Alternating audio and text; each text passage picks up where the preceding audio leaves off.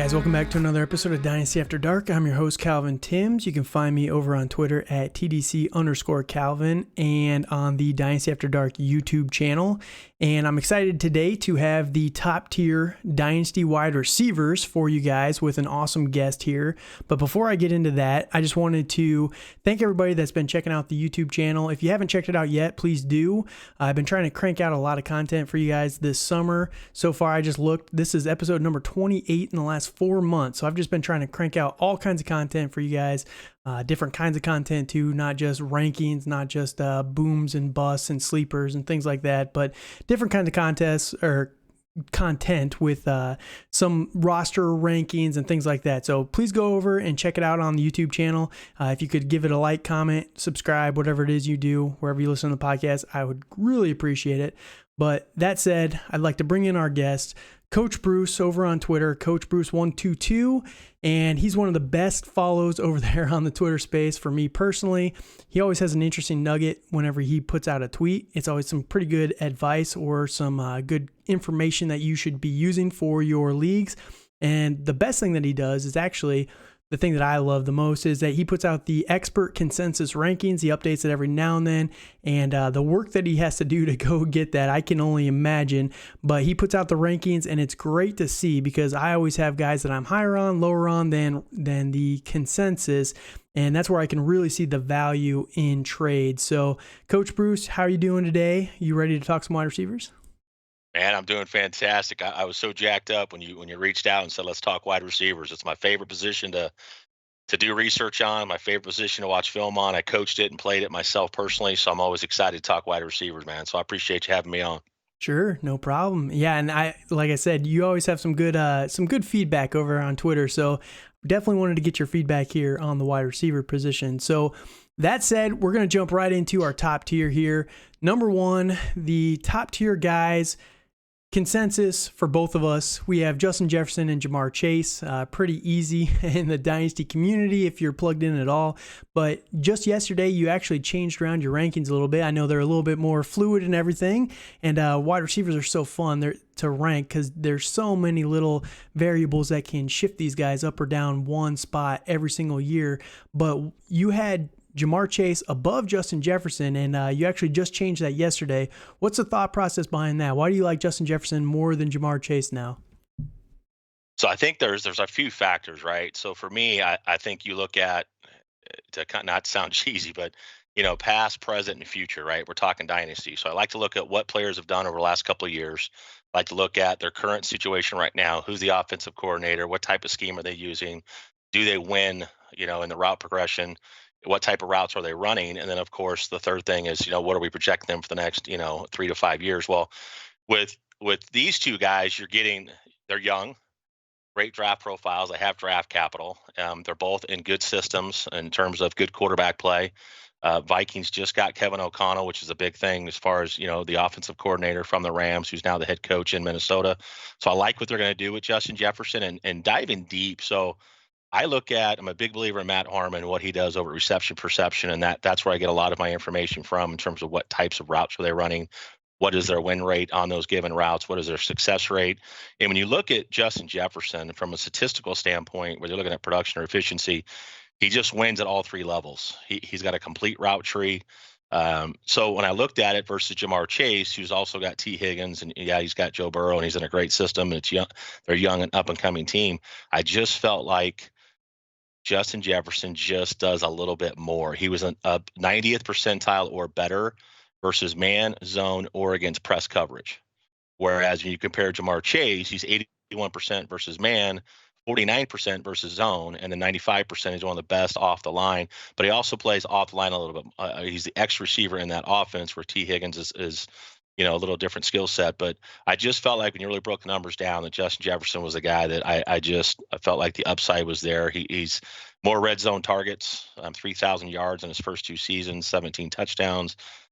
He runs slants, digs, goes, and outs. Those are the top 4 routes that he runs. He's got an 85% or better win rate on 3 out of the 4. The only one he doesn't is 67%. But we're talking about a go route, right? So that's sometimes a 50-50 ball. He's good at contested catches. So I just felt like that was enough for me to put Justin Jefferson a tier above Jamar Chase. And I think it's going to be difficult when you look at the average depth of reception for Jamar Chase, his average yards per reception, and some of the other big plays over 20 yards. It's going to be tough to duplicate those numbers coming into year two. I think as defenses kind of try to figure out, Hmm. how do we key in on Jamar Chase and make adjustments defensively to keep the big plays from happening. So I Right. just felt like Justin Jefferson just was a little bit, a little bit better in the red zone, a little bit better in terms of a complete route tree as opposed to Jamar Chase. Fair enough. And real quick, before we get into all these rankings, because we've got 4 different tiers for you guys. So from a review standpoint, would you call yourself more of a film guy, more of an analytical guy, or a little bit of a hybrid of both? So I like to think I'm a hybrid of both. Now, coming from a coaching background, and I joke around because I'm in a couple leagues with a bunch of other analysts, and one of them is literally it's like half the league is analytics and the other half is film guys. And so it's a running joke because I was always on the film side.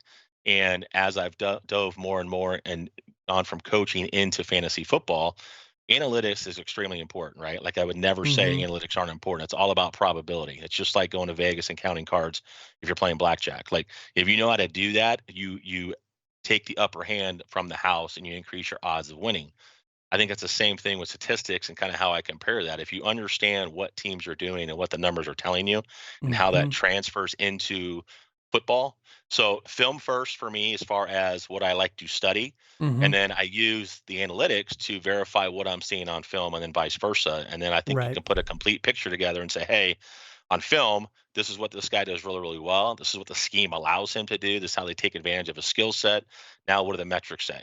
Right. So Yep. I think it's important to have a combination of both. But I tell people all the time, if you're not a film guy, who cares? Find people that are film guys and learn how to either watch film yourself. Hmm. If you don't have the time, there's so many resources on Twitter. Like I've got a chat room that's strictly for film guys. These are NFL film guys. These Sure. are guys that are college scouting. They go to the combine. They're absolutely phenomenal. But they're grading everything from offensive line to linebackers, DBs. I don't play IDP. Like I always joke around.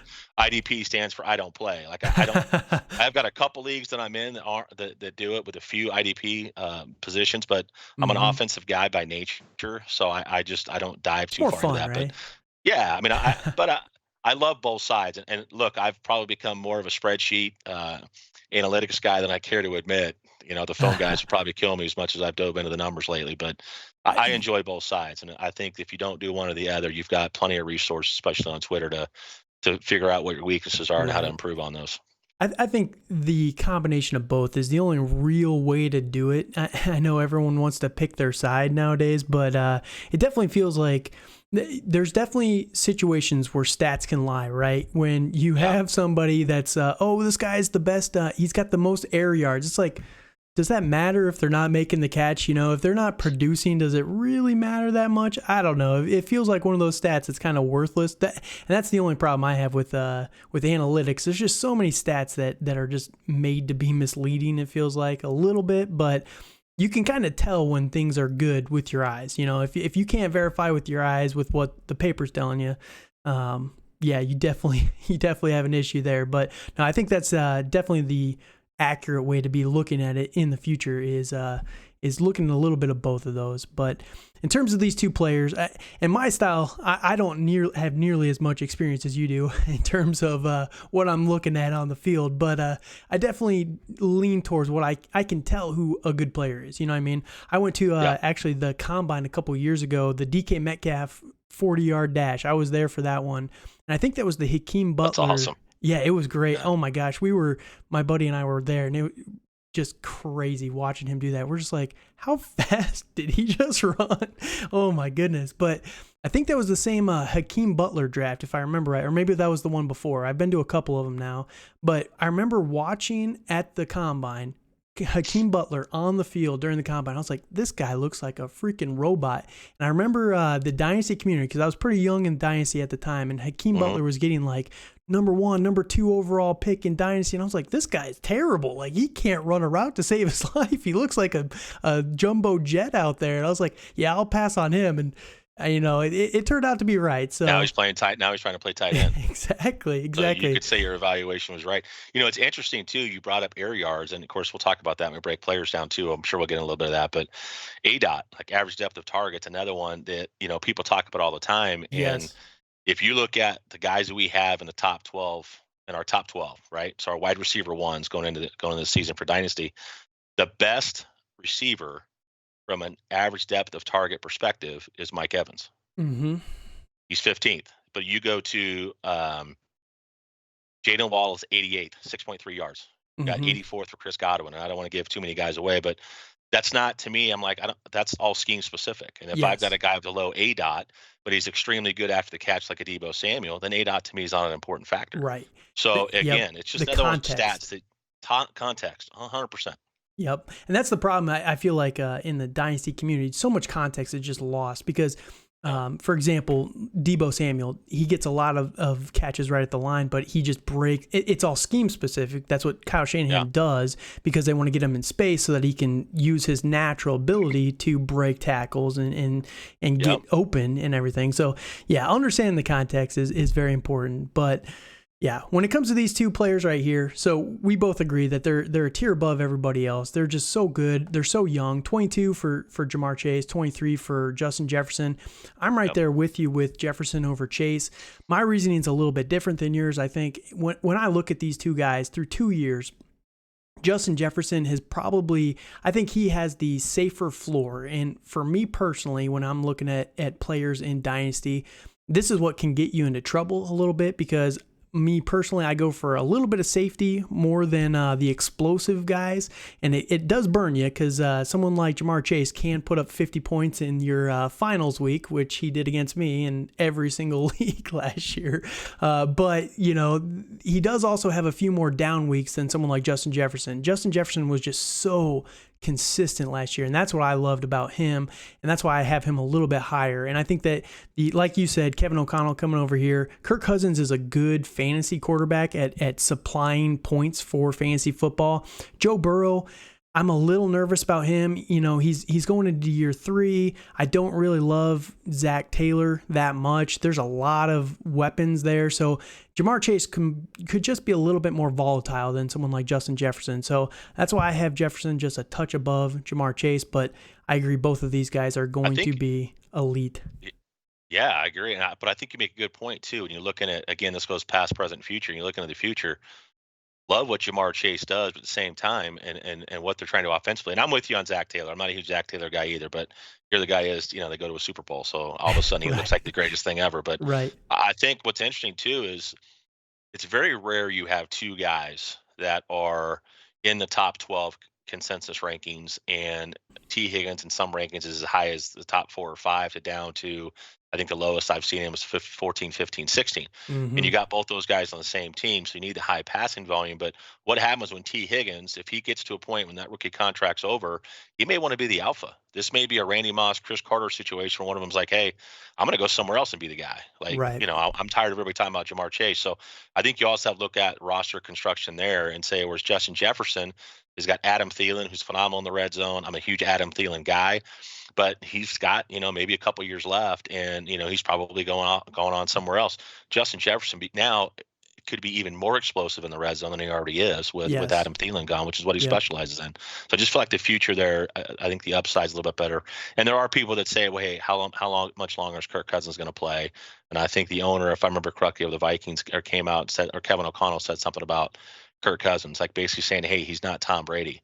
And that got a lot of airtime, like kind of ripping on Kirk Cousins a little bit. But yeah, the general manager. Yep, that's who it was. General manager. I'm sorry. So there's questions about, you know, hey, are they really supporting Kirk Cousins? But look, as long as Kirk Cousins is there and Justin Jefferson's talent is there, talent over situation in this scenario, I don't care who the quarterback is. They're feeding Justin Jefferson, right? Yeah, and that's the one thing people don't appreciate about Kirk Cousins is he's always had a relevant wide receiver. You know what I mean? Like you go back to the Washington days, even earlier with Stephon Diggs, you know, and Minnesota has not been the best situation for him because of Mike Zimmer. But now with Kevin O'Connell, the West Coast scheme, I like it a lot, and Kirk Cousins can feed him quite a bit. But that said, enough on these two guys. We'll jump into our tier 2 guys, and this is where things start to deviate a little bit for the two of us. So the two guys that we have the same, in the exact same order yet again, CeeDee Lamb and A.J. Brown, that's where it ends for me in my tier 2 rankings.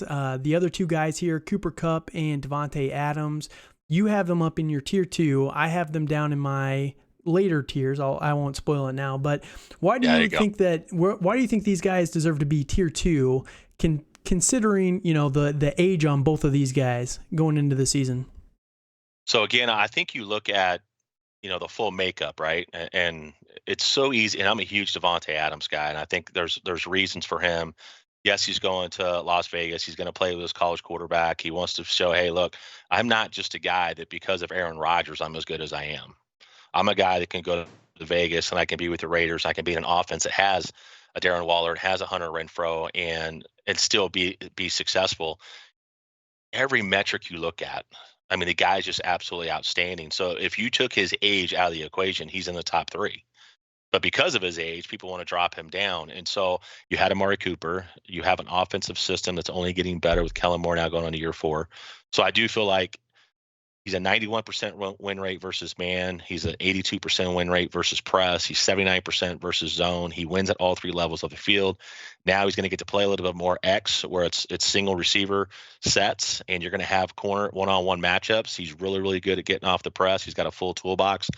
He's got a good success rate. So I think you're just looking at upside there as long as that scheme is still there. And now with Cooper moving on and Michael Gallup getting a slow start, CeeDee Lamb is now moving up people's boards. But yeah, I mean, sorry, long-winded answer, man, but it's so fun to talk about this group in tier 2 and why they're there. But yeah, I'd love to get your take on it, man, and kind of where you're at with those guys. Sure. So the reason why I have Lamb and AJ Brown up in tier 2 and kind of differentiated from these other 2 guys. Again, the age factor with both of these guys goes into effect. They're much younger than Devontae Adams and Cooper Kupp. Both those guys are going on age 29. That's still not too old, especially with what we're seeing in modern NFL football, but it is getting up there. You have a limited window left with them. So I think that with CeeDee Lamb and AJ Brown, both of them are just as explosive as the top 2 guys, but they have a little bit more inconsistency to them. CeeDee Lamb, The offense so far has been a little bit more hit or miss. AJ Brown, it's been the injury issues. He hasn't been able to play that, he's missed some time, and that's kind of hurt him a little bit off the field. So that's the biggest thing with these 2 guys that separates them from the top tier, right?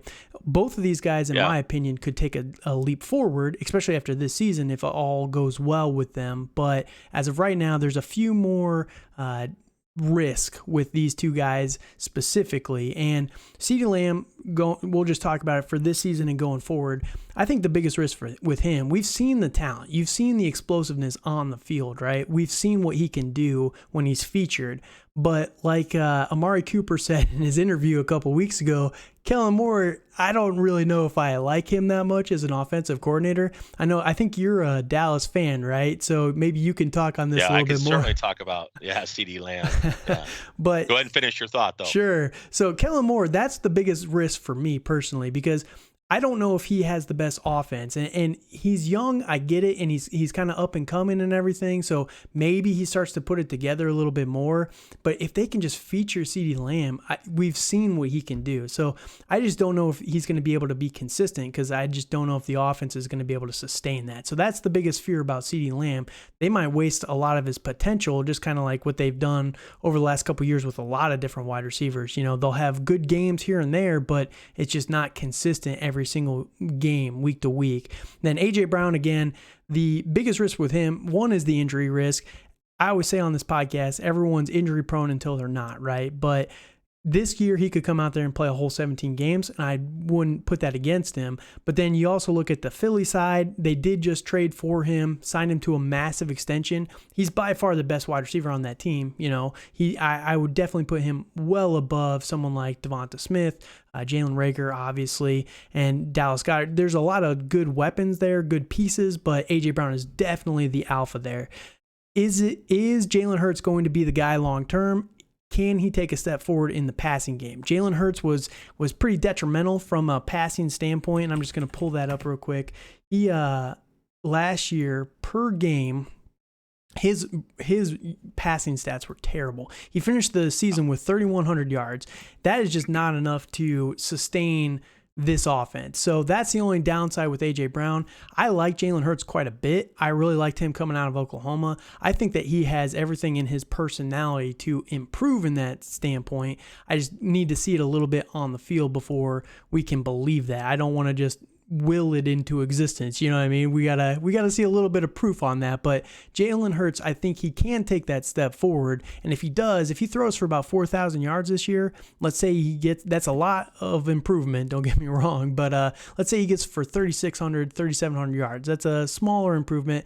A lot of that's going to be due to A.J. Brown because we've seen what he can do when he gets the ball in his hands, how explosive he is. And the nice thing for A.J. Brown is he never did it with a lot of volume. He was always a much more efficiency-based guy, so there's not too much to worry about there. But, yeah, that's the good news for A.J. Brown. Yeah, I think going back to CeeDee Lamb too, and this is a point that I meant to make on the podcast. I was on the other night, never got a chance to get to it. But again, I agree with you. If you're looking at him in year 3 and schematically, offensively, what Kellen Moore does, it's easy to take a look and justify and say, hey, when is Dallas in the time that Kellen Moore has been there had a true alpha wide receiver that could win at all 3 levels, that gets targeted heavily in the red zone, can make people miss after the catch, and is going to get you 150 plus targets to warrant where we have CeeDee Lamb. And it's a great point. And my counter to that is, hey, it's dynasty, it's not redraft. So we're looking beyond this year. This is the last year that Zeke Elliott, they have an out after this year where they don't have to take a huge hit and dead cap money with the Zeke Elliott contract. So I'm going to see a little bit of the same, where Zeke's going to get that opportunity to be the high volume guy that we've seen him be. But his efficiency metrics have gone down for 3 consecutive years. So I'm not looking necessarily at this year. I'm looking at when Zeke Elliott, if they move on from Zeke, you're going to start to see more of, I think, what Kellen Moore is capable of as an offensive coordinator, where now it's not so much the power run game. It's not 4 yards on a cloud of dust. It's not, let's throw a swing route to Zeke and hope he gets us 3 or 4 yards, because he's not that guy that's going to take a screen 80 yards to the house anymore. So it's not so much this year. It's next year. I think what they're doing with the offensive line with Tyler Smith at right guard. Zach Martin is still an all-pro at left guard. At right guard, you still got Tyron Smith. Now he's getting towards the end. But I think you're going to see that offense become more, again, 11 personnel, but schematically moving a guy like CeeDee Lamb around the formation, not getting as much press coverage. And you're also going to see them open up, I think, the offense a little bit and let Dak cook. Sure. Which I hate to use that term that everybody uses with Russell Wilson, but I do think next year, if they move on from Zeke, you're going to see this become more of, kind of what you see in Kansas City a little bit offensively, kind of the system that Kellen Moore came from when he was a quarterback at Boise State, where they're going to create mismatches in the passing game from a short to intermediate. And I think that's where CeeDee Lamb really has an opportunity to take off. So, and A.J. Brown, you hit on everything with A.J. Brown. I didn't really like the move for him personally initially, going from Tennessee to Philly, just because of Jalen Hurts. But the more I study Jalen Hurts, the more I look at, I think, what they're going to try to do offensively within that scheme. He's the closest thing to Deebo Samuel that you have. And just talking about what Deebo did last year, there's a lot of things creativity-wise you can do with A.J. Brown. And Deebo Samuel, what he did, is going to open up some offensive coordinators to be a little bit more willing to do things like that with guys like an A.J. Brown. I'm not saying he's going to, have 100-plus carries as a running back at all, but I just mean moving him around, showing some jet sweeps, using him on a wide toss, using him on some things that you can do to be creative in that offense. But I think Jalen Hurts takes the next step. I mean, hey, look at Dak Prescott when he came out of Mississippi State. He's not the runner that Jalen Hurts was in college, but he was a guy that ran a lot. And he learned how to pass, and how to pass pretty quickly. Jalen Hurts is certainly behind him in that area of the field. But I do think that Jalen Hurts he's won over the locker room. He's won over the coaching staff. He's won over, the community there. I think Jalen Hurts is going to get every opportunity to be successful this year. So I'm excited for A.J. Brown. Again, not so much in the first year. I kind of want to see what that offense looks like. But again, it's dynasty. You look into year 2 and 3 from now, I think A.J. Brown's going to be special if he can stay on the field. Right. Yep. And that's where I will use that to transition right into the tier 3 guys, because both of the guys that you had there, I have in my tier 3. So Davante Adams and Cooper Kupp, I actually like these guys quite a bit still, despite the age. But again, I just have them a little bit down from those top two, the top 2 guys, obviously, but then CeeDee Lamb and A.J. Brown, because I think the potential for CeeDee Lamb and A.J. Brown to jump up into that number 1 tier, I think, is there. And that's why I put a little bit of a differentiation here between my tier 3, which you can see here, Davante Adams, Tyreek Hill, and Cooper Kupp is who I have there. So I do like that. I like Davante Adams going over to the Raiders. I think that he's going to be able to coax a little bit more out of Derek Carr, which is the most you'll probably get me to acknowledge Derek Carr in my I'm a known Derek Carr hater, so that it hurts me to give him some compliments, but I think him and Devontae Adams is actually going to be a great combination there. So I agree. We'll see what they can do, but that offense with Josh McDaniels, we'll see what they can do. I'm pretty excited about it from an actual football standpoint, just to watch this year. AFC West is going to be absolutely nuts this season. But in terms of Cooper Kupp, then he is a little bit older, and I've been joking this whole season, and man, if this ends up happening, I'm going to be the most unbearable person alive. But I've been joking that Allen Robinson's the number one wide receiver on this team. He's the best wide receiver on this team. And I kind of believe that, but I will give Cooper Kupp some respect because he's been here longer. But I think Allen Robinson is pretty freaking good. And he's younger than Cooper Kupp. You gotta point that out there, right? So, well, it's Dynasty, right? Yeah, so exactly. We talk about age when it comes to Dynasty. It's just part of the deal. I got to get that extra 6 months on Allen Robinson. That's what it is. That's right. But the last guy here for my tier 3, since we already touched on the other two a little bit there, Tyreek Hill, I still think that he deserves to be in this tier. I know that he went to the Miami Dolphins in that trade. I like the system, and again, it's Dynasty. Tyreek Hill is not an old wide receiver. He is so explosive, and that's the difference between Tyreek Hill and some of these other guys we have in the next tier, the tier 4. He's still a game breaker, and whenever you get a game breaker on your team for fantasy football, I'm not that worried about situation as much. I'm more buying into the talent that he's going to be able to create opportunities for himself. Now, a lot of it falls onto Tua's shoulders, and I get that, but I think Tyreek Hill is just too special of a player to not be able to be relevant for fantasy football. So I'm still going to keep him up here in this tier. He is a little bit older, so it kind of fits with this tier of older guys, but there's still elite options that are definitely going to help you win this season if you need a wide receiver, and you'll have them for at least 2, maybe 3 more years unless they completely fall off a cliff, due to injury or something like that. So Tyreek Hill, I still love him quite a bit, but this is the biggest tier difference that we have in our rankings. Your tier 3 is Stephon Diggs, Deebo Samuel, and T. Higgins. So break it down for me. Why do you have these guys up so much higher than someone like Tyreek Hill? So Tyreek Hill is an interesting case study, and I'll put it that way, because you're going from an offense that was so suited to what he does extremely well, and you've got a Patrick Mahomes. I think the conversation ends there. Like, I'm not going to get into Patrick Mahomes versus Tua Tagovailoa, no matter what Tyreek Hill says on Twitter. Yep. There's just a huge difference, not just from quarterback play, but also from a scheme that Kansas City uses versus now Mike McDaniel. I think has done a great job, and I was a believer in what Brian, I can't remember his last name now, what he was building in Miami prior to him getting Brian Flores, before he got let go. I felt like they were doing some really good things in terms of roster construction. Now you add Jalen Waddle, who, had a phenomenal rookie season, and now you add Tyreek Hill to that. You've got Mike Gesicki. I love what they're doing. You got Cedric Wilson as a Cowboys fan. He finally got an opportunity last year, and he performed, and he stepped right in after Gallup got hurt and played well. I just, for Tyreek Hill, it's the only reason why I have him in tier 4 versus tier 3 is because I want to see what they're going to do offensively. Sure. They brought in Chase Edmonds. You've got the running back by committee type of situation over there. Everybody just assumes that Mike McDaniel is going to do what Kyle Shanahan does. But I want to see it, and that's really the only reason, because from a talent skill set, I can't justify why I have Devontae Adams and Cooper Kupp where I do, and then all of a sudden use age against Tyreek Hill. Right. So I feel like with Tyreek Hill, it really is just, hey, it's Tua Tagovailoa. It's a first-year head coach and Mike McDaniel. We don't know exactly what they're going to do offensively yet. I know, as a former offensive coordinator, what I would love to see them do, but Mike McDaniel knows a hell of a lot more about that stuff than I do. But sure, I know how I'd like to see them use Tyreek Hill. I do still think you see him doing a lot of over routes. I still think you see him doing a lot of digs. He's extremely difficult against press coverage. If you get him the ball in space, he can make things happen.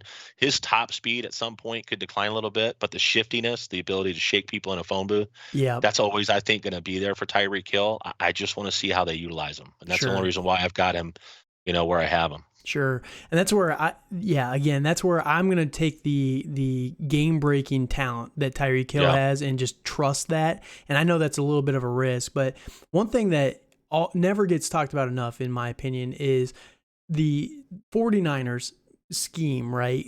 Everyone over the Yeah. last couple of years, they've always talked about how Shanahan is just, he's the run guy. He's the run guy. He's always been good at creating mismatches in the running game, right? That's not a question.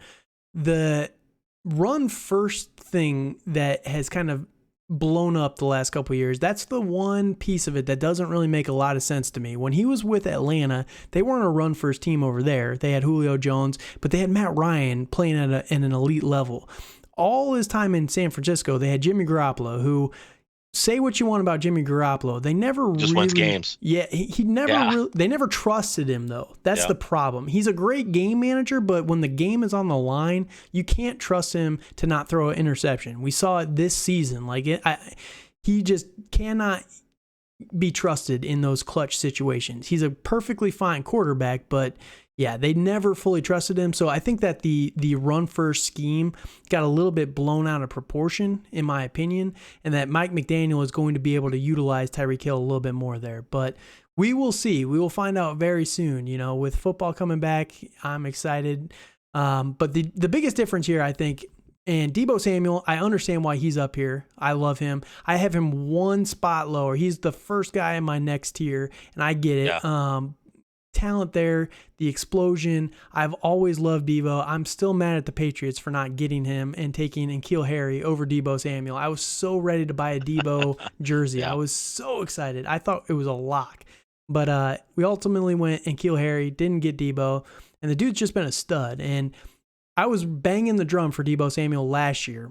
Everybody was down on him coming off the injury. Oh, he's not that good. He's not that good. I was like, man, this guy was elite as a rookie.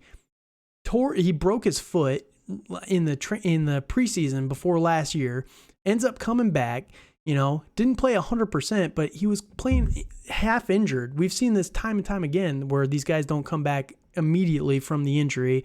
Comes back and finishes as the wide receiver number 2 last year, right behind Cooper Kupp in a historic year. A lot of it due to the running game usage, but Deebo Samuel is that dude, and I get why he's here. Like I said, I just have him one spot slightly below. But yeah, Deebo Samuel is a stud. I think the biggest question mark here for me, though, is T. Higgins.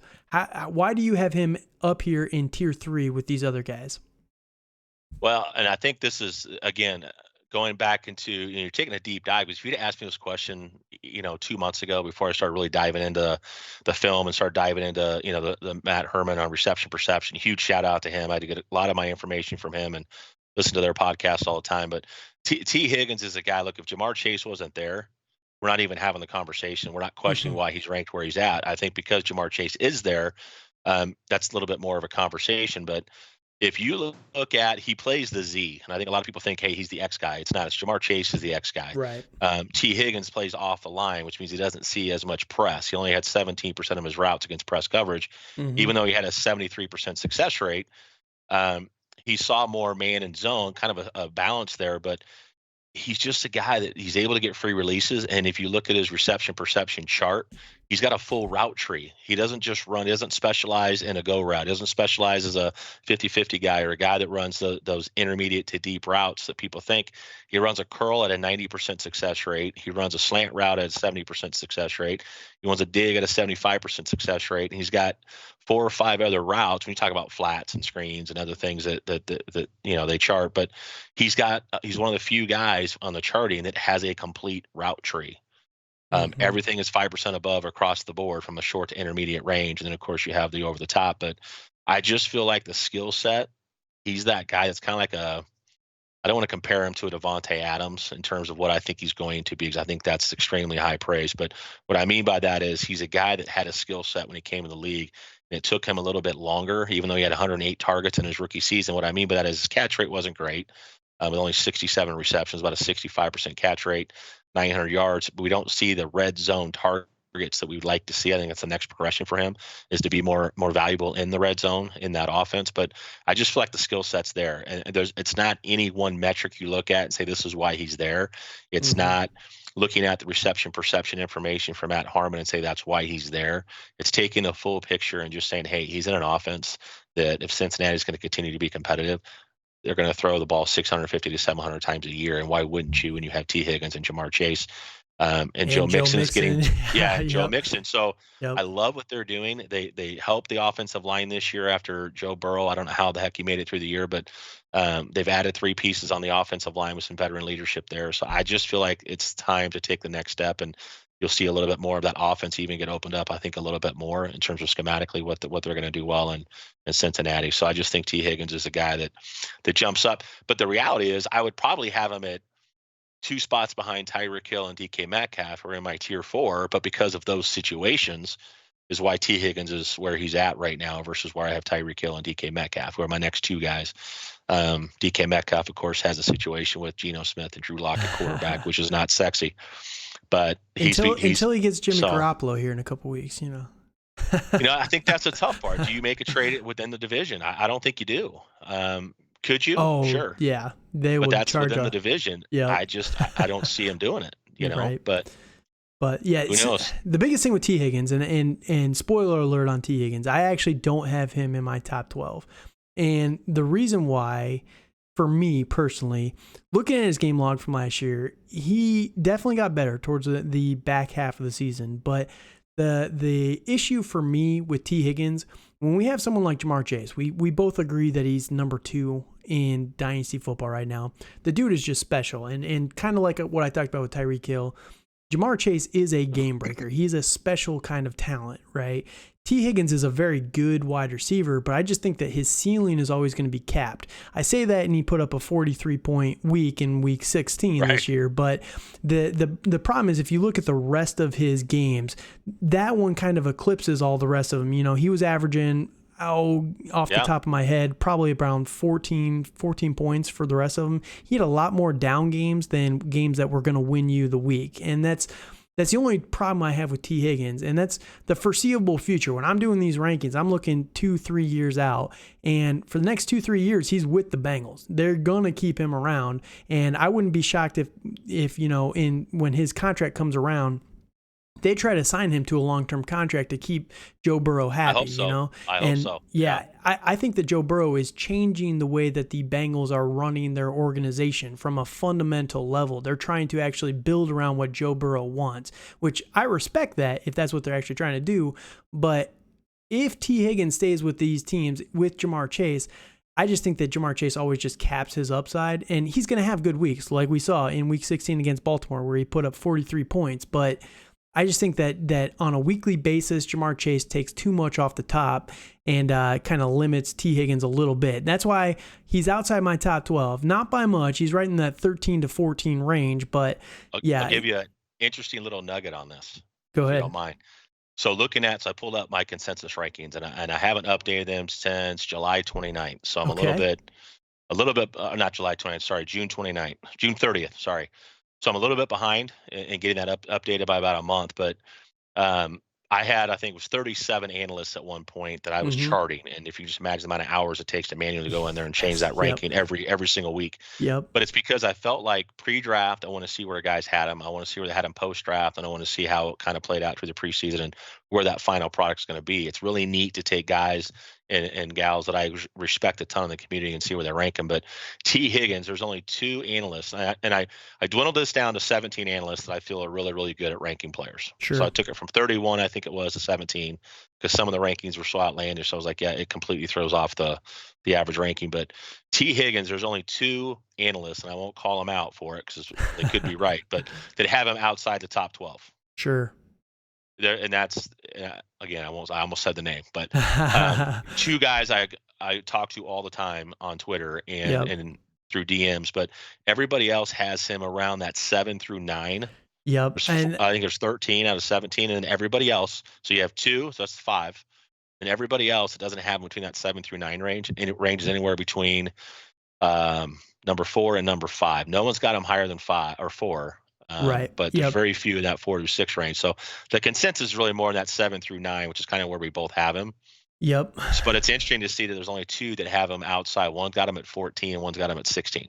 Right. And there's nothing that's changed in Cincinnati that would say there's any reason to move him. Yes. Unless you have things that happen with the guys around him. But the guys around him are Stephon Diggs, DK Metcalf, Devontae Adams, Jalen Waddle. those are guys that we Yes. have within our top 12. So it's how much movement is there? There probably isn't much movement at all since Right. the last time they updated. And that's where I think he's being artificially elevated a little bit because of the situation of some of the other guys that we're going to get to here. Yeah, for Like sure. Tyreek Hill, for example, for you have Tyreek Hill one spot behind T. Higgins in your tier 4.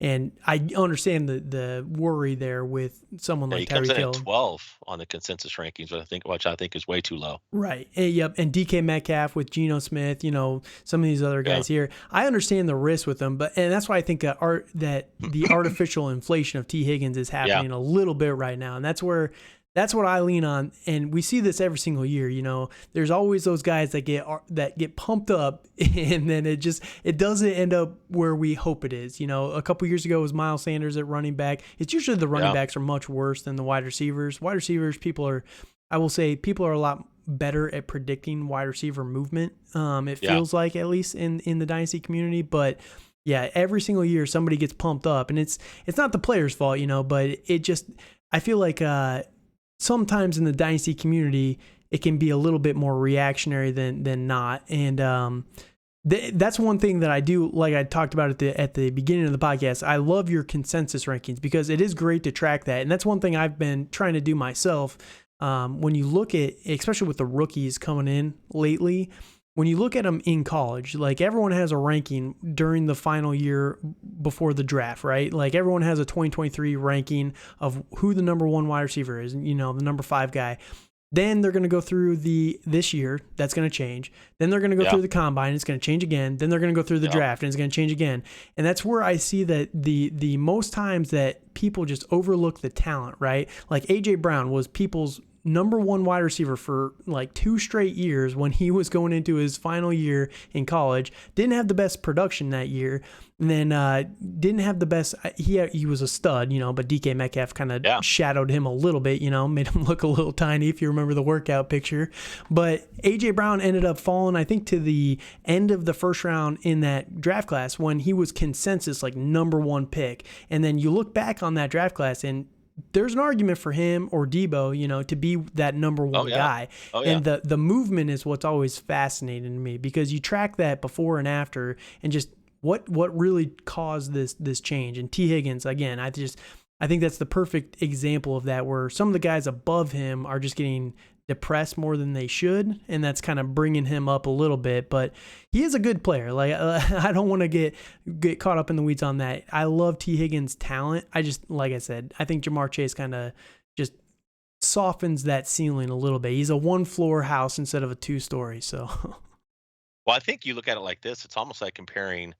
Dang it! Now I forgot who it was. Adam Thielen and Justin Jefferson. Yeah. Right. If you go 2 years ago, right when Justin Jefferson was first coming out, it was like, hey, we love his athletic profile.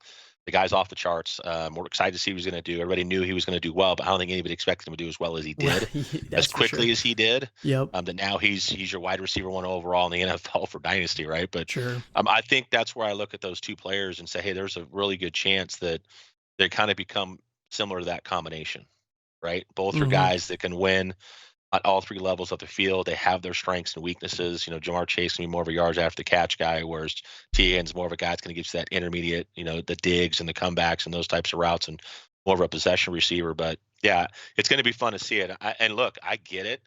You make a very strong case, and a lot of people do, for why T. Higgins shouldn't be in the top 12. Sure. Because of Jamar Chase. And are we sure they're going to throw the ball 700 times? Is Zach Taylor really going to continue to do what he's doing? But you make a great case, man, and I could easily be sold on moving him down. And if Tyreek Hill was still in Kansas City and DK Metcalf still had Russell Wilson, T. Higgins is not above those guys. Yep, that's for sure.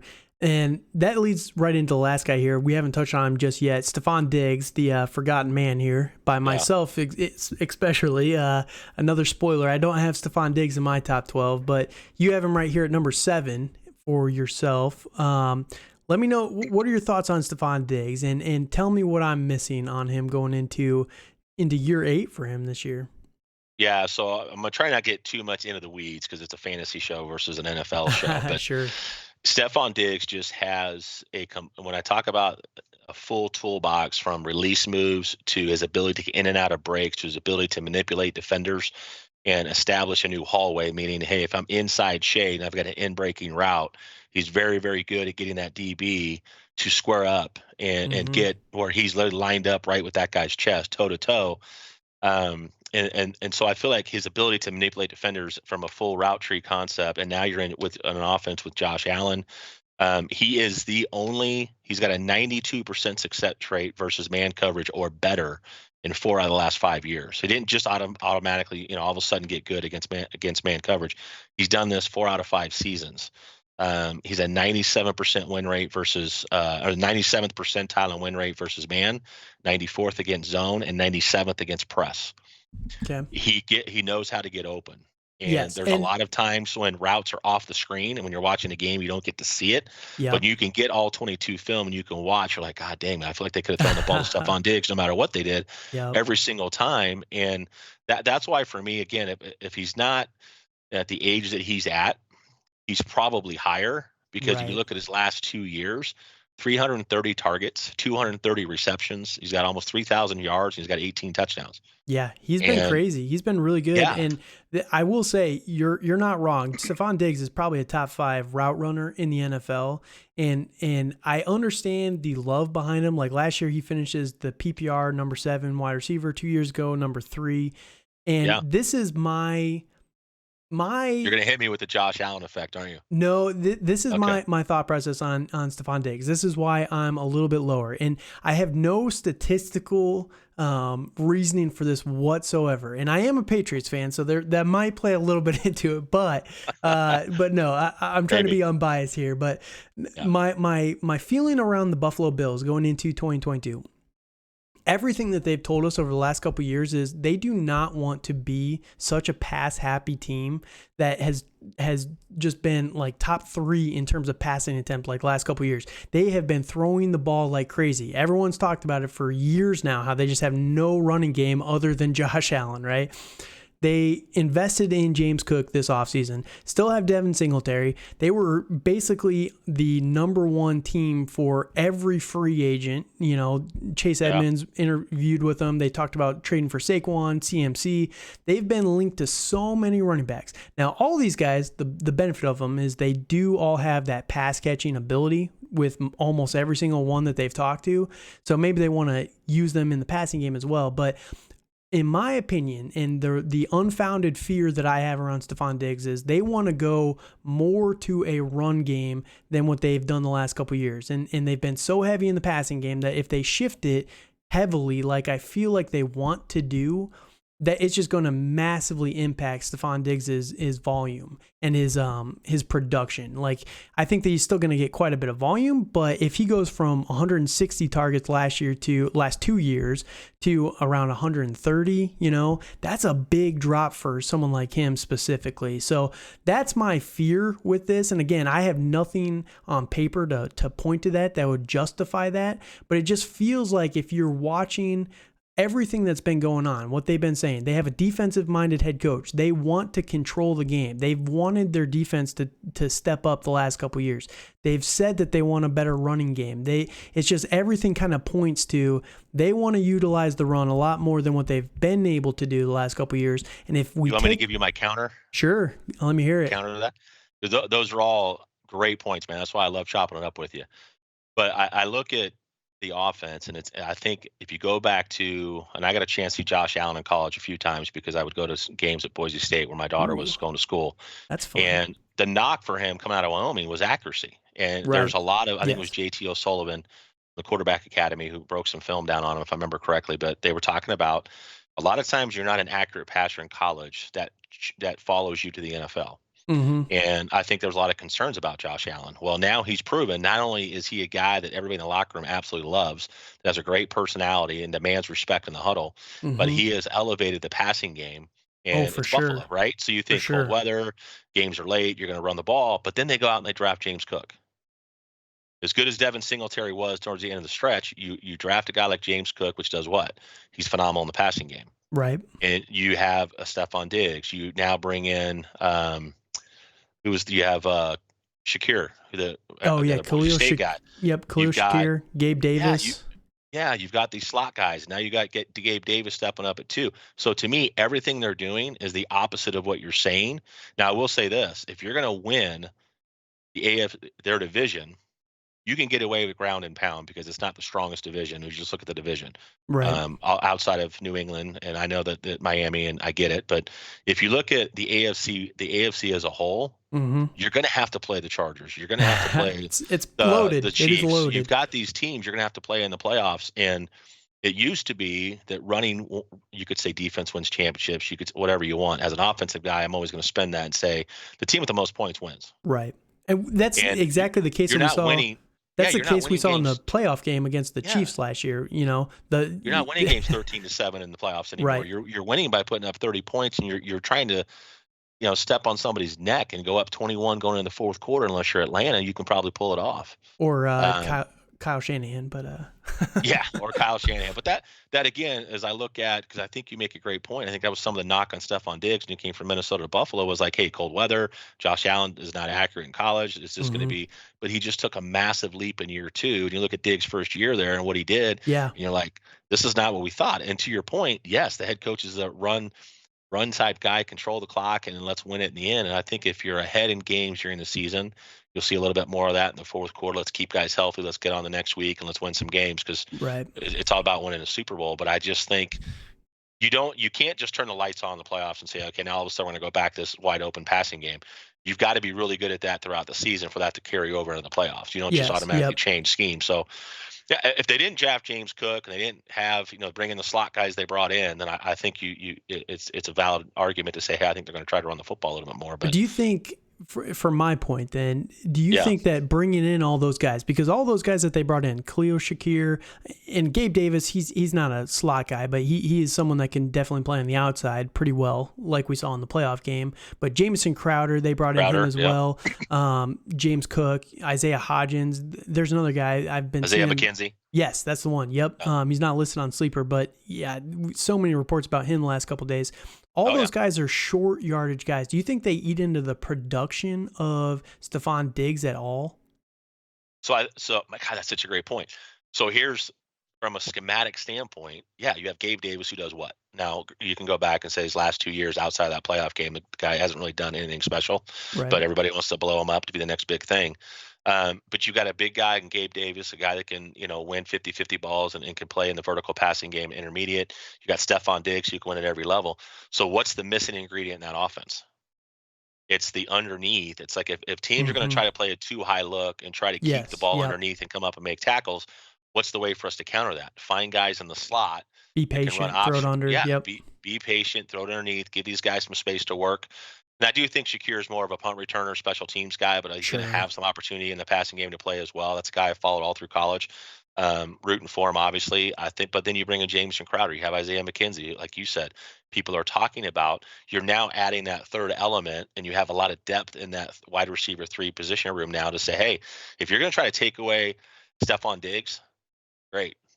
We've got what we think Gabe Davis and all the reports indicate he's coming into the best shape of his life and he's ready to take that next step. Right. We're gonna use Dawson Knox and we're gonna use these slot receivers underneath.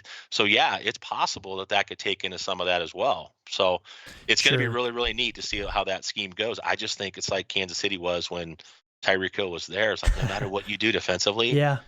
you're wrong. He's so good. Like I said, Yeah. I have no justifiable reasoning behind this. It's just a gut feeling that I kind of have because the one thing Sometimes that the gut feelings are right.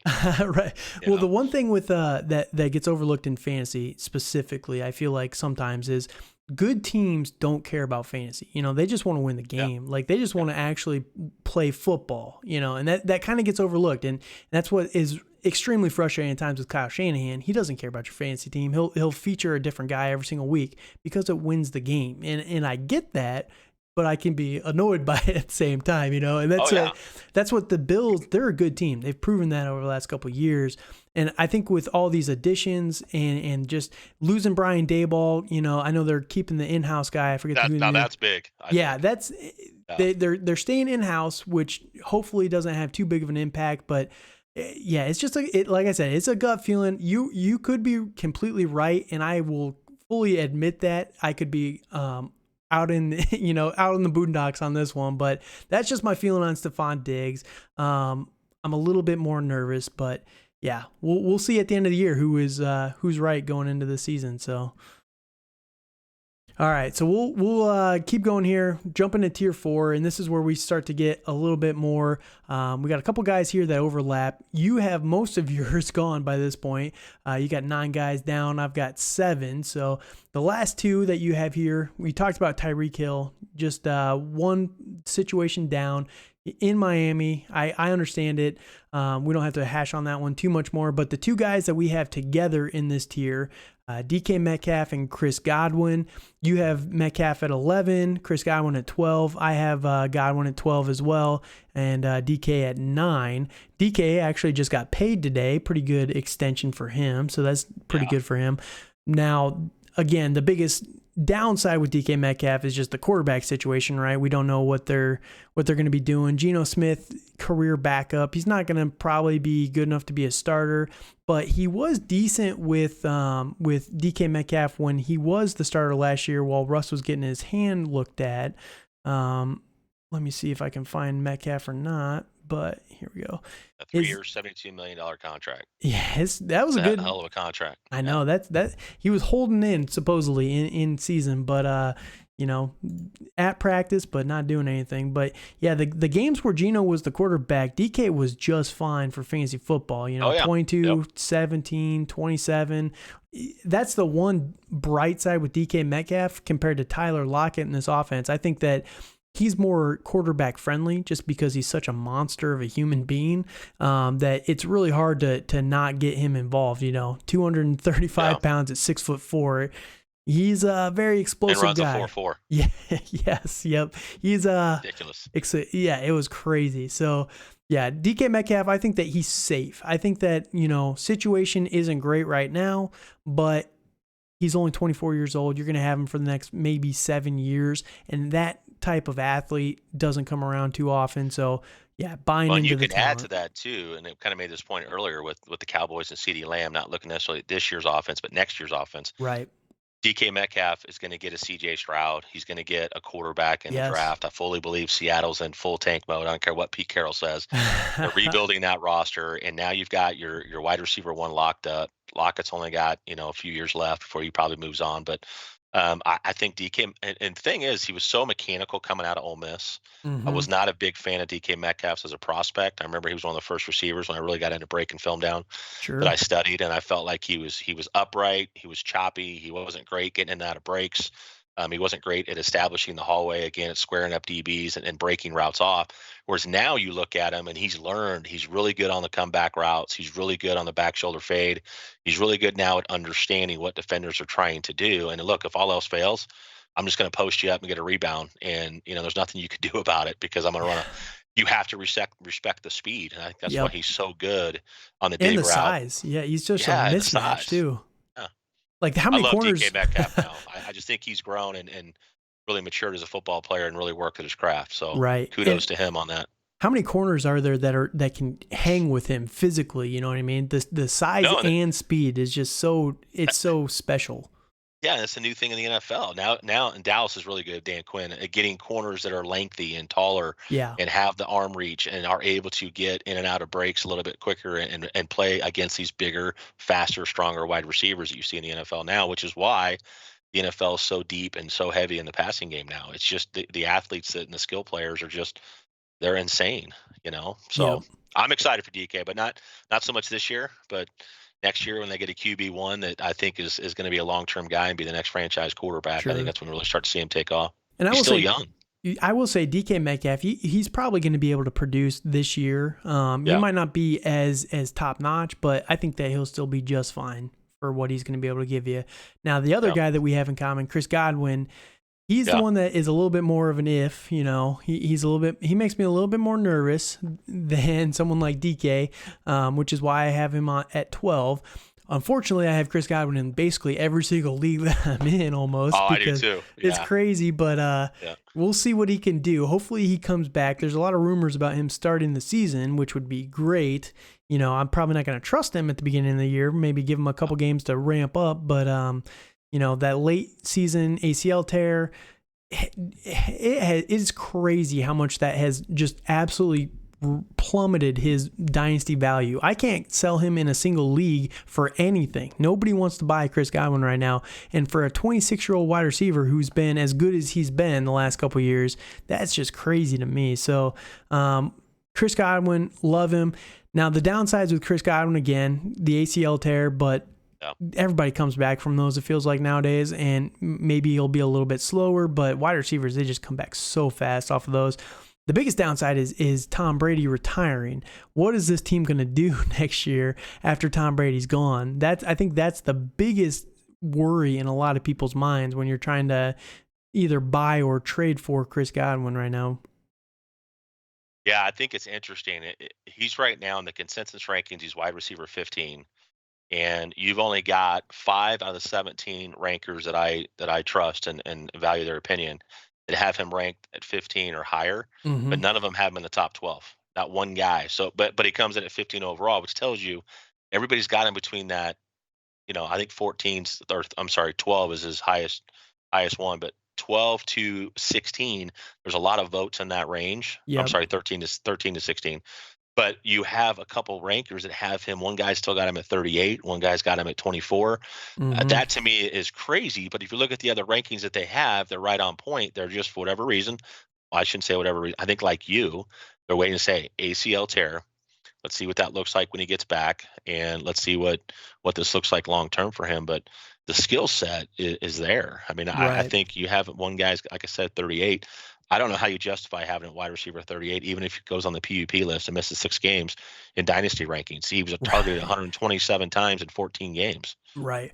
I guess the biggest fear, if you're looking long term, after Tom Brady, it's got to be just Tom Brady, because if you look at his games played in 2021, right, he played 14 and a half games last year, and 14 targets, 7 targets, 11, 12, 8, 6, 17, 15 targets. Like, that's just crazy volume that he got last year through 14 and a half games. If he would have been able to finish the season, I will admit, that's the only thing that's got me a little bit nervous about him after Tom Brady. If he's not getting that kind of volume, is he going to be as productive? But I mean, from a full PPR standpoint, I think there's always a role for a guy that can do things after the catch. I think if you use him more in that short to intermediate, I mean, if you look at he had I think his post routes, he only ran 13%, dig 10%, curl at 9%, but a slant 24%. He catches a lot of routes in the flat. He catches screens. So that's it. You're relying on his ability, like an A.J. Brown, to take the ball after the catch, and like a Cooper Kupp, and extend plays and move the chains and create those big home run plays. But I don't know how. I'm a huge believer in Chris Godwin. I mean, I always have been. I had him, I think, outside my top 12 when you and I first talked, because I hadn't updated him yet. When you called and said, "Hey, I got to get you on this podcast, talk wide receivers," I'm like, man, I got to go back and update my rankings, which was great because it was a fun exercise to go through. Sure. I love Chris Godwin, and again, if you look at the pace, and you're right, the only knock is going to be, hey, who's the quarterback? And Tom's trying to win a Super Bowl, and if Tom stays healthy, they're going to make a playoff run, which means you're not drafting in the top 15 picks, top 20 picks in the draft, unless somehow you're making a trade. So you're either going to try to get a veteran to come over that has that skill set, or you're making a trade. Either through free agency or you're making a trade, and you're not getting the future in the draft unless you're moving up somehow. And there's too many pieces there. Now, I will say this. You get all these players that come to Tampa Bay, like a Julio Jones on a 1-year deal. If Tom Brady does retire at the end of this year, that roster is going to look completely different. The thing is, though, the one benefit to this roster is Mike Evans, Chris Godwin, Leonard Fournette. These guys are all on 3-year deals at least. They're locked up. Like, so many players are not just on a 1-year deal. And I think they did that because of the salary cap issues, trying to spread it out over a couple seasons. But, man, whoever does come in here next year, whether I doubt it's going to be Blaine Gabbert, I doubt it's going to be Kyle Trask. They're going to try and get somebody, but whoever it is going to have a very loaded roster still. So I'm not worried about these guys. And I guess I'll take this time to touch on the other guy here in my top 12 rankings, his teammate, Mike Evans. And Mike Evans, it's crazy to me that more people, I was looking at this when I was doing my rankings for these wide receivers and everything. Mike Evans being outside of the top 12 was just crazy to me because of what he's been able to do. And I think, honestly, the problem with Mike Evans is he's getting a lot of name fatigue. People are just tired of Mike Evans, it feels like, because of what, he's been able to do the last couple of years. Crazy, isn't it? Yeah. I mean, he came into the league at 20 years old. He has 8 years of experience at this point in time. And, he's only 28 years old, and people are already writing him off completely because he's on a loaded offense. I mean, he's going to have a few games to start this year without Tom Brady or without Chris Godwin. He's going to not have Chris Godwin for a couple games there. And, they're just going to be able to massively feed him. It's just going to be a great situation. And he's 28 years old. There's been no noticeable decline in his physical ability. Maybe he doesn't run as quick as he used to, but I think that he's always been more of a little bit of a jump ball kind of guy. And I don't think that's going to change after the season. So I love Mike Evans quite a bit still. And it feels like people are just really down on him for no reason whatsoever. Yeah, I mean, I'm looking at his reception perception right now, and if you look at, I think the one thing about Mike Evans you don't say is kind of like what you just said, right? People want to say, hey, he's a jump ball guy, he's a touchdown guy, he's a red zone guy. Those are all great for fantasy, right? Mm-hmm. But I think what people miss is how good he is at the other routes. Right. He's got an 80% win rate on dig routes, 86% on curl routes. The only routes he doesn't grade high on are corners and post routes. Well, that's not really who he is. So any time they're running a scheme that has him running a corner or a post, I promise you they're using that to take the safety away to hit something underneath. He's not the primary target. Yep.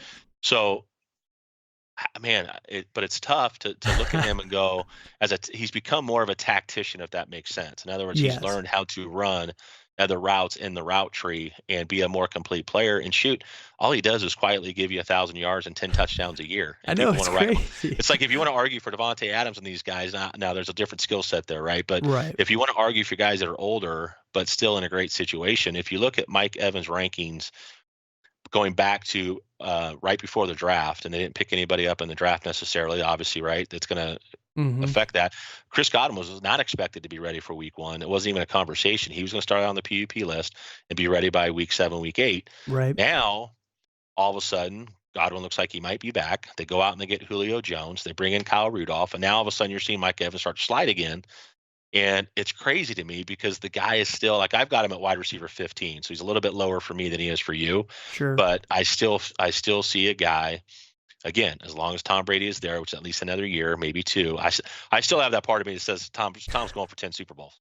Maybe. I don't know why that's the magic number. I'm like, you could have 10 Super Bowls, which is 3 more than any franchise. It's unbelievable. But I just don't know how you go against Mike Evans. And if you're in a win now mode, now is the time to go out and get Mike Evans because his value now is starting to dip again. Let's go get Mike Evans because of the Chris Godwin and these other guys they brought in with Julio Jones. And somehow people think Julio Jones is going to go for 1,000 yards and 15 touchdowns. But if he gives me 50 grabs, I'll be happy with Julio Jones. Right. And here's the crazy thing with Mike Evans. So last couple of years, you look at the Tampa Bay Buccaneers offense, they had A.J. Brown and Rob Gronkowski, and people weren't as worried about they weren't as worried about Mike Evans when those guys were on the field as they are with an older Julio Jones and Kyle Rudolph.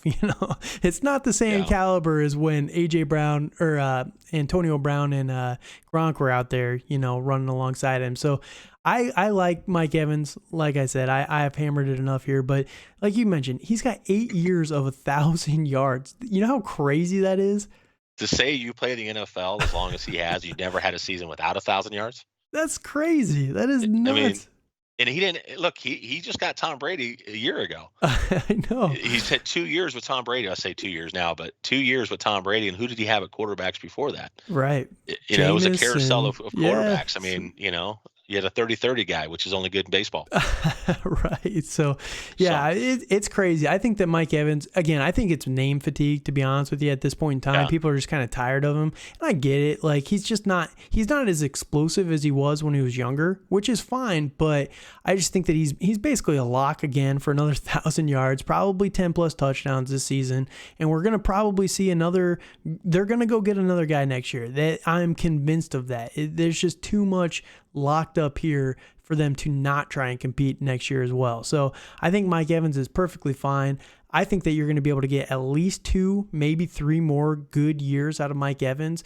And again, when I'm doing these rankings, I'm looking at 2-3 years. So if I think that if I think Devontae Adams and Cooper Kupp can give you 2 to 3 years, I have them above Mike Evans, obviously in a different tier, but Mike Evans is a little bit older, but I think he can still perform. And yeah, that's the biggest thing for me is I think that he'll be able to produce for fantasy still, despite all the weapons here and possibly losing Tom Brady next year. So we will see, but I just think that Mike Evans is a little bit of the forgotten man right now in this top 12. Yeah, I just picked up Mike Evans in a startup draft at wide receiver 21. It's crazy. It is crazy. And I'll take that value all day long, even in a dynasty. Right.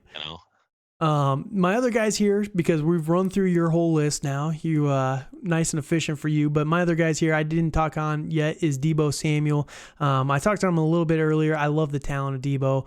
Always been a Deebo guy. I'm still hoping that the Patriots will eventually trade for Deebo Samuel, but it's a long shot at this point in time. Maybe we can correct our mistake. But the other guy here that is a little bit of an outlier, kind of like the T. Higgins for you, is Jalen Waddle for me. And that's probably the boldest take in this whole rankings. And I get it. I understand it. But especially when you got Tyreek Hill in the top 10 as well, like I do at number 6. I think I sent you a message on that, didn't I? Yes, you did. Yeah. Yes, you did. Yeah. And the thing with Jalen Waddle is I think that this offense, again, I touched on it earlier with Mike McDaniel. I don't think that they're necessarily going to be a run-first team. I think that was kind of more by necessity than anything else. Tua at least is extremely accurate. He might not be the best. He might not have the best arm. He's still younger. He's maturing and everything like that. But at least Tua is extremely accurate. We know that about him. He's not going to throw a bunch of untimely picks for no reason like someone like Jimmy Garoppolo. So if that's the case, then they're not going to have to lean on the run game as much. And I think that they're going to utilize Tyreek Hill and Jalen Waddle, who was ironically comp to Tyreek Hill as much as you can comp someone to Tyreek Hill when he was coming out last year, because his change of direction, honestly, if you wanted a lesser version of Tyreek Hill, you'd be looking for Jalen Waddle. His change of direction is just so crazy. And you put both of these guys on one offense, Tyreek Hill's going to be able to peel a lot of guys off of Jalen Waddle, and I think that they're going to be able to utilize him. And in a full PPR, I'm not concerned about it. The guy's only 23 years old, was the number 6 overall pick last year. They have a lot invested in him still, and I think that they're going to want to feature him just as much. And, last year wasn't the best system, but I think Mike McDaniel is going to open things up quite a bit. And, people were excited about Brandon Ayuk with Deebo Samuel last year. I think that this offense is capable of supporting 2 top 12 guys just based on the volume. He's going to have a lot of catches, maybe a little bit more yak this year than he did last year, but we will see. And I understand the downsides, but your biggest concern is probably the volume. Am I right? So, so a couple things, and I think one is the volumes. It goes back to what I talked about with Tyreek Hill. I just want to see what that offense looks like. But when you look at what Matt Harmon charted on reception perception again, I feel like he owes me some money on this one, man. I've referenced him so many times. But if you look at his success by route, there's only 2 routes he's not above 70% success rate on, and that's a post and a curl route. Not exactly staples, I think, in what they're going to do offensively with this group. I think Tyreek Hill becomes your post guy and Waddle works underneath. But he's literally, those are the only 2 routes. Every other route in the route tree, he's over a 70% success rate on. The downside is he's not a guy that runs a lot of routes outside of slants, flats, screens, that short, quick game. He only has 11% curl routes. It only runs a dig on 8% of the time. Everything else is 8% or less. Right. With the exception of a go route, which he's at 10%, which is a little surprising, but he wins at a 68% clip. I think the knock on Waddle is not just the volume; it's the incomplete route tree and how he was utilized last year. Mm-hmm. And he's only got a 43% win rate, or ranks in a 78% win rate in zone, but that's only in the 43rd percentile. He's only in the 44th percentile against press. Now, doesn't have to worry about press a whole lot. That was only on 13% of his routes, but against man coverage, he's also only in the 61st percentile. So his numbers just don't stack up Right. compared to everybody else on this that we've talked about in the top 12 is the concern. But I also believe, hey, it was year one. Tua was not as good as a year as Tua had last year. I Hmm. think you see him taking a monster step Sure. this year. I'm a Yeah. big Tua fan, especially if I can get him at good value. I'll pick him up all day long. Married to guys like Tyreek Hill and Jalen Waddle and Sure. Gesicki and what they're Chase Edmonds and what they're doing offensively, I think over the next 2 to 3 years. So I do like Waddle. I think he's going to be a much better. You're going to see him take the next step in year two, and I think in year three, as Tyreek Hill starts getting a little bit older, I just think his game. I think he's a lock. We're not having this conversation next year. I think he's a top ten Sure. dynasty guy, if not in the top seven going into year three. Right. And so a couple counterpoints to yours a little Yep, bit here is, so first thing, like you were mentioning the route tree last year, I think that the offense was horribly designed last year. it was bad. Yeah, And part of it is one of the biggest things that they did this offseason is they tried to rebuild that offensive line. It was the worst offensive line that PFF has ever charted for an offensive line. Like they said, it was so astronomically bad that the fact that Tua was able to have any success at all was a miracle. So yeah. that's something right there. And they got Teron Armstead at left tackle. You know, I think they brought in someone else. They really tried to hammer the offensive line this offseason and be able to keep Tua safe. And that'd be the biggest thing. So if Tua can stay a little bit safer, if he was able to do that last year with, you know, not the best protection, then I'm excited to see what he can do with a little bit more protection. But Jalen Waddle finished number 13 despite all of that last year. And a lot of that was based off volume. I understand that, 140 targets last year, but again, I think that he's capable of doing that this year. And you talked on the man percentage win rate a little bit there. If there's anyone that you're going to want to learn that from, it would probably be Tyreek Hill on how to get past Oh, those guys. So I think that there's going to be yeah. a little bit of that the teaching aspect that is not going to be able to be quantified just yet in the rankings and everything, but having Tyreek Hill there with him, I think that those two are so interchangeable and that he's going to be able to give him so much experience, just knowledge, that he's going to be such a step forward in year two. That's what I'm kind of banking on there. And again, like I said, he finished 13th last year with not the best offensive system. I don't think it takes much for him to finish inside the top 12. And that's why I have him up here. I fully admit that it's a hot take by me having him over someone like Stephon Diggs, but you know, my gut says that I think that they're going to be able to take a massive step forward over in Miami this year. Hey, and every single year there are surprises, right? I mean, there's Right. always guys that you don't have ranked in the top 12 that do extremely well. There's guys you have ranked in the top 12 that take a dip. And Right. you make such a great point. You talk about the scheme, and so I'm glad you touched on that because I talked about how he was in the flats and the screens and the slants and the short stuff. Those are 45, almost 45% of his routes. Right. Yep. And so you look at schematically, and now when you're bringing a Tyreek Hill, and I think this is something that hopefully people are thinking about as well. But if you can picture a two high look, two safeties, right? You've got Mike Gesicki, who's a great athlete, can get earn respect. So if he's running a seam route, Mm-hmm. right, best way to attack a two high look is either a hole shot on the sideline or in the hole, the deep hole in the middle of the field. So if you have Gesicki running a deeper kind of a seam, but middle seam where he's kind of split the safeties. Mm-hmm. Then you take a Tyreek Hill, teams try to bracket coverage and put somebody on him, and then have a safety over the top. If Jasicki's able to take that seam and occupy that other safety, you're opening up a double move. You're opening up digs across the middle of the field. I do think you see Waddle open up his route tree just because of what Mike McDaniel and look, it was very, very good. Shanahan's very, very good scheming. Even though people think he's strictly an outside zone scheme guy, he implements a lot of the West Coast type of systems in his offense as well. So I do Right. think you're right. I think you're going to see him get a little bit more in the route tree, and I think people have to remember too that he came off a pretty bad ankle injury in college too. Yeah, that's So true. we don't know, did we have in the beginning of the season a fully healthy Jalen Waddle? Whereas I coming actually to this forgot season, about we that. do have Yeah. that. Yeah, we Yeah. do have that. So, yeah, it was one of the notes I put down earlier today when I was doing some research on him. But I think that's the key with Jalen Waddle. If they can't open it up and allow him not to be a guy that's catching, who has a very low A dot, and you can actually give him ability to room to work and work some double moves. there's a lot of things you can do schematically because you're not going to see a lot of one high looks Yeah. against this offense. You're Right. just not. I mean, it wouldn't make any sense. So you're either going to have to read the box. All two has got to do when it comes up line of scrimmage.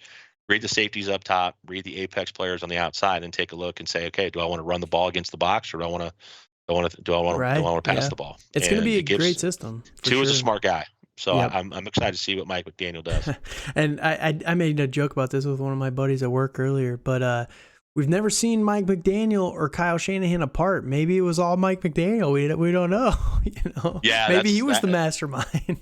That's a good point, man. You never know until these guys actually have to get separated and figure out what's going on. I doubt it. I'll give Kyle Shanahan some credit, but I think that he's a great offensive mind. But I just thought it was kind of funny. Like he's like, oh, Mike McDaniel. I was like, maybe he was the mastermind behind the whole thing. We don't know. So hey, and things match up. He's got the athletes.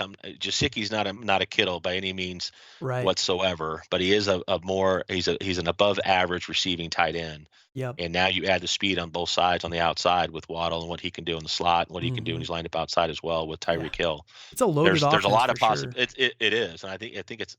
I can't say underrated because I think enough people like you and I and a lot of the people on Twitter. I know T King Mode's a big Dolphins fan, but there's a lot more of that being said now that I think the novice fantasy players are starting to kind of see the light on what Jalen Waddle can do in this offense, and I'm excited to see it.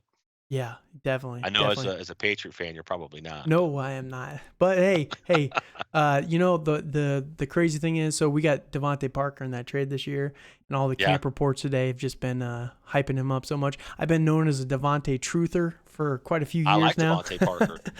I've loved him, but he's never been able to be fantasy viable, from a consistency standpoint. But I told my buddy today if Devontae Parker is able to if he's good this year, I'm going to buy a New England Devontae Parker jersey. It's going to be the best jersey. There we go.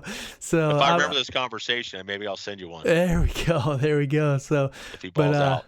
Yeah, I'm excited. There's a few guys wide receiver wise that I'm very high on this year. I can't rank them up this high, but I really want to. You know what I mean? There's so many guys like Juju is another guy, and this will be just as we recap here. So I'll switch to the recap. So just real quick, going through the tiers again. We got Jamar Chase, Justin Jefferson for both of us. Tier 1. My tier 2 is CeeDee Lamb, AJ Brown. Yours is CeeDee Lamb, AJ Brown, Adams, and Kupp. Tier 3 for me is Adams, Kupp, Tyreek. Tier 3 for you is Diggs, Deebo Samuel, and T. Higgins. And then tier 4 is going to be Deebo, DK Waddle, Mike Evans, and Chris Godwin for myself. And then Tyreek Hill, DK Metcalf, and Chris Godwin for yourself. But yeah, there's so many guys that just barely didn't make the top 12, but we had to stop somewhere in terms of wide receiver rankings. We could talk receivers all day. Oh, for sure. But yeah, there's so many guys right on the outside. You still got DJ Moore, and you've got Yep. Terry McLaurin's a guy that I've got in my top 15 that I think is slept on. If you look at his route tree and what he does, he's one good quarterback away from being a guy that I think we're talking about potentially in the top 12. Unfortunately, he's an older guy. He's getting to that point now where, what is he, 27, 28 now? Yeah, he was older when he came out, though. I think he was 23 when he came out. But Juju, you got Juju, and then someone that I'm really high on, and I'm really hoping for, other than Allen Robinson. I'm still high on Allen Robinson, but I'm a big Allen Robinson guy now, too. Oh, I love him. Everyone is looking at last year and just knocking Allen Robinson, but, he had no incentive to play. He was on the franchise tag, didn't want to be there, rookie quarterback. He did not like Matt Nagy. Like, he was ready to go, Matt Nagy was an absolute. I've got a buddy of mine that I coached high school football with that is the wide receiver coach for the Bears last year, assistant wide receiver coach. And him and Nagy played in the Arena League together. Now, with Nagy getting let go, he's now the wide receiver coach in Jacksonville as not an assistant. He's the actual wide receiver coach. But nice. It's cool talking. And I haven't talked to him in a while since I think I talked to him right after he got hired on with Jacksonville. But that's the tough part about Allen Robinson is the skill set. If you look past last year, you look at what he's done in previous years, he was never quarterback dependent. Right. But what Matt Nagy did, and I said this, I think, in my Bears write-up last year, the only thing Matt Nagy could do to screw this thing up is not start Justin Fields in week 1. Oh, for sure. Now you can look at Justin Fields did not play well last year, but when you're building an offense and you're just holding true, this is where ego gets in the way. Matt Nagy had to live up to what he told Andy Dalton before they drafted Justin Fields in the draft. You're the guy. No matter what, you're the guy. You can't have a number two with the skill set of Justin Fields getting meaningful reps and what works for him. He's running the Andy Dalton offense as the number two. Right. Then all of a sudden he has thrown into the number one spot. Matt Nagy wasn't ready for Justin Fields. It wasn't that Justin Fields wasn't ready to play in the NFL. It It was might have Matt been a Nagy little bit did of not. both, but Yeah, in a little bit, sure, because you look at the numbers, it's hard to justify some of the stuff Justin Fields did. But I think just from what he can do with his legs oh, and for trying to move the sure. pocket, that struggle with the offensive line, there are certainly things schematically that he could have done much better with Justin Fields. And it was a total shit show. That offense was absolutely atrocious to watch. Yes. Oh, And I and that's hated it what. for my buddy because I Oh was my afraid gosh. he was going to lose his job and God. never be in the NFL again. But thankfully, it worked out for him. That's what's been killing me the last couple of years. So I'm in Northwest Ohio, right? And Yeah. local TV the last couple of years has been absolutely brutal. So if I don't get a Colts game, I get the Steelers game, or I get the Bears game or the Lions. And I'm just like, dude, this is the worst. I'm in the worst Yeah. quadrant of football in the world. But I got a hopefully, question for you. what's up? Before I forget, since we're talking wide receivers, Uh-huh. not to cut you off, but Jerry Judy and Cortland Sutton, how do you see that playing out? I think that Jerry Judy's going to be the one. Cortland Sutton will be the two. Okay. I just have a feeling on it. I think that if you look at Seattle, I know that Cortland Sutton's not DK Metcalf, but if you were to comp them to the guys that he had before, Cortland Sutton's more the DK Metcalf, Jerry Judy's more the Tyler Lockett. Tyler Lockett and Russell Wilson had such a ridiculous connection. And you go back to many years of Russell Wilson's career, Doug Baldwin. I forget who was a slot wide receiver before Doug, but he's always relied heavily on the slot guy. I think that Jerry Jeudy is going to be that guy. So I think that he's probably going to be the number one guy you want to own, but I think Cortland Sutton's going to be right there with him, not much farther behind. No, I think that's a great take, and I flip back and forth. I think it depends on schematically what they do, but I do think Jerry Judy's a guy that could lead them in targets and receptions, but I think that Sutton becomes the guy that becomes the red zone guy. And it's going to come down to, does he get enough touchdowns to offset the volume that Jerry Judy's probably going to get? And I think I've got Cortland Sutton outscoring Jerry Judy in fantasy points just based off the touchdown production. Right. Yep. Yeah, but I can see it. I could easily see a it. scenario where Jerry Judy's the guy too. I mean, you could easily justify it. One more guy to throw at you, and then we can wrap this up. But we need to be talking wide receivers all day. I will say, wide receiver has never felt more deep. We didn't even touch on a lot of the rookies: Traylon Burks, Drake London, Jamison Williams. These guys. It's just it has never felt so deep as it has right now. But one of the guys that I'm so high on right now, and I cannot understand, and Juju's one of those guys, but DJ Chark with the Detroit Lions. I am so excited to see him play this year, and everyone is just completely written him off. I was looking at the DLF ADP right now. He's wide receiver 58 right now. Oh yeah, and it's crazy to me. He's 25 years old. So my DJ Chark argument is, year one came out was okay. Year two, breakout, 1,400 yards, I think it was, or something like that. It was 1,200 yards. I can't remember the exact stats off the top of my head, but really, really good year two with Gardner Minshew. Year three, they brought in Nick Foles. It was the Gardner Minshew, Nick Foles, just catastrophe that ended up getting everybody fired. It was not the greatest situation. But everyone's blaming the quarterbacks for being terrible, but also blaming DJ Chark for not producing. It's like, it's chicken or the egg here. We're giving it to both of them, I guess. But then year four, Urban Meyer comes in. He tears his ACL in week one, I think it was, after he had like 6 targets. His week one stat line was ridiculous. And then that's all the last we saw of him. So the last 2 years of his career has not been the best, off the ACL and the down year with Gardner and Nick Foles. I'm like, why is everyone writing this guy off completely? He's a good wide receiver, just hasn't had a good opportunity around it. It's been a nightmare situation down in Jacksonville for the last couple of years. So why are we writing this guy off? I don't understand. But we'll see. Yeah, he's at wide receiver 65 in the consensus rankings. Now again, those haven't updated, in the last, what did I say, July 30th or June 30th. So it's been a little bit of time. But yeah, I mean, he's a guy that he's had 1,000-yard season. He's had 8 touchdowns in a season. I mean, in Jacksonville, right? Not Right. exactly the offensive mecca of the world, but I think it's a good situation for him in Detroit. And you look at the skill set and the offensive players that they have. Mm-hmm. I like DJ Chark. I've got him. I'm trying to think if I have. I don't know if I updated my overall ones yet. I have not, but yeah, he's at wide receiver 65. I guarantee you that's gone up. Oh, I for think you and yeah, that for me, he's for top sure. 30. He's definitely a. I don't know if I can have him as a wide receiver 2 that high just yet, but he's close. And I just think that the differential though between 27, to 30, somewhere in that range, to 58, 65, that I think people are writing him off too much, And this is Well, I think where, that's a Jared Goff too. I think there's a lot of people that just don't believe Jared Goff can yeah, get it but done. But Jared Goff did not have a bad year last year. no, that You know, exactly. That's the whole yeah. point. Jared I Goff can be probably a, put him. I probably put him around. The highest I could probably move him up is probably going to be around wide receiver high 40s, low yeah. 50s, because I'm looking at guys in that range, and you've got Lockett, you've got Christian Watson, which I See, I would would put take him him down over a little bit both of those further. guys. I would take him over 100%. both those guys, but then you get Chase Claypool. I Over could put I him. would take him. Yep. I can make an argument there. Pickens is a rookie. I'll give you a hot take. I wouldn't be surprised if DJ Chark outscores Gabriel Davis, and he's at 42. Oh, And I I guarantee you definitely. he's in the I mid would 30s take. now. Okay, this will tell you how hot I am on DJ Chark. I think he Yeah. outscores Deontay Johnson on that team. So, I think that DJ Yeah, that Chark is, Pittsburgh offense is going to be interesting with where they go yeah, quarterback wise, and maybe it's I not think as hot as I Trubisky. think it is. Maybe I think Trubisky will get an opportunity to be the guy, but I think Kenny Pickett, you drafted him. You're not. Mike Tomlin's not going to allow that team to be in the running for a draft pick. So Kenny Pickett's the guy of the future, and I don't that's the think he's nice gonna have thing a is choice. you can. Yeah, I think you can try to say, hey, we're going to give Kenny Pickett a year to learn. I don't. hmm In my projections, Kenny Pickett's a quarterback I don't have playing this year, I don't but think he I'm will. not. I don't think he will. Yeah, because I just think that Tomlin's like, hey, let's give Trubisky an opportunity, and it gives Pickett a chance to take a full year, get it.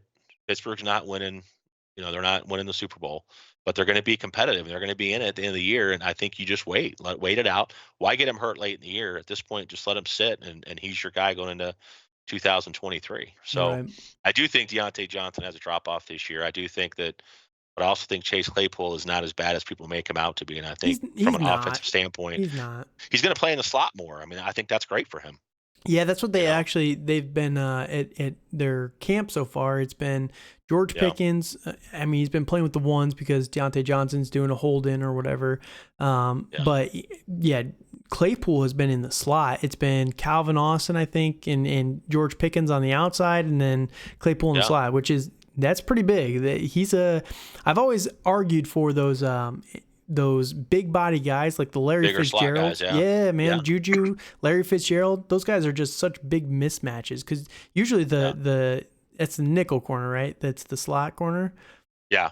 Yeah, the nickel guys, they're usually small, like they're small and Yeah, shifty. you're starting to see some, almost some outside backers hybrid positions now Right. too, like a Jabril Cox and Dallas that sometimes can mix it up a little bit in coverage. But yeah, I think it's the right move for Claypool. If you're going to figure out, is Claypool going to be a future? Is he the guy that we can depend on long term when Kenny Pickett becomes the guy? And I think that's why you took a George Pickens, who's more a guy that's going to play at the X position. You can take a Right. Claypool and play him inside, and you can have Deontay Johnson working underneath. That creates a really nice receiving core for Kenny Pickett over the For next, sure. Yeah, 3 or 4 or years. So, Mariota, whoever it is. or Mariota. Yeah, I said Trubisky. I don't know why I said. Or no, it is Trubisky. You're right. Yeah. I'm wrong. Yeah, Trubisky. Mariota's with Atlanta, but yeah, no, and yeah, with that, we can keep talking wide receivers all day. There's, like I said, it's deep as ever. But here's our top rankings. Let us know over on the YouTube channel what your thoughts are. Comment down below. If you could give the video a like, follow the channel if you want more of this content. I'd like to thank Bruce for coming on. Coach, any last words before we get out of here? Hey, man, as always, dude. Second time I've been on with you, and I think we figure out we could probably talk football forever, but I'll come on anytime you need somebody. I appreciate it. Had an absolute blast with you once again. And if anybody's not following Calvin on Twitter, please do. He has some phenomenal posts. He does some great work. He's one of the underfollowed accounts, in my opinion, that should get a lot more follows, man. Thank you. I appreciate you, brother. You got anything else coming out soon? I know you got the Fantasy Expo coming up. And real quick, Yeah. I did looking want to forward to talk that. on this real fast. Because one of the things that, as as just more of an observer on Twitter, I don't do a lot of interaction on Twitter just because I've got two small children and I'm an engineer during the day, so I don't have a ton of free time.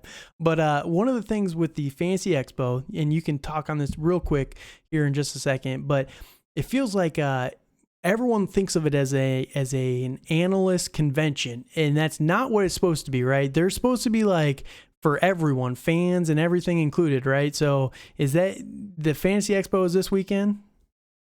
The Fantasy Expo is the weekend of the 11th. So Okay. I actually fly in on Thursday. I've got a customer meeting. I turned it into a work trip. I've got a customer There you meeting go. on Friday morning. That way it's, expenses paid, so to speak.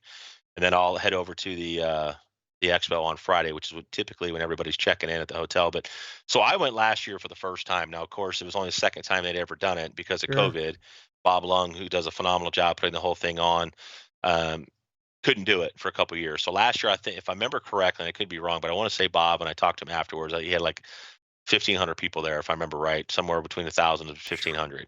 Crazy. It was so I never considered myself an analyst, right? It's just an old ball coach that loves to talk football and got immersed in it. But it was literally the coolest event because it didn't matter how many followers you had. It didn't matter Right. Yeah. if you were going there. I got to sit in on some expert drafts. I went to those. It was neat to kind of see how they do it, and they would make a pick and then have a microphone and talk about why they made that pick, and then the Hmm. next guy would go and the next gal would go and so on.